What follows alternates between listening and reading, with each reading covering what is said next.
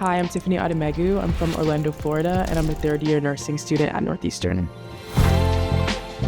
I chose nursing because my mom is a nurse and her mom is a nurse, so I always knew that I wanted to go into a profession that dealt with patients and dealt with healthcare. This program expanded how much I thought I was capable of, just because the faculty in the nursing program are very helpful and they're very personable. They reach out to you and want to see you improve and want to see you do better. Just the co-op program, being part of the nursing program is amazing.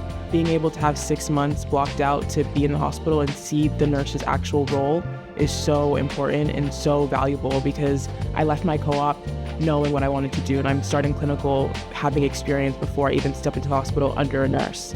So the things that I learned in class, being able to see it in the real world kind of makes the learning and the material real and tangible.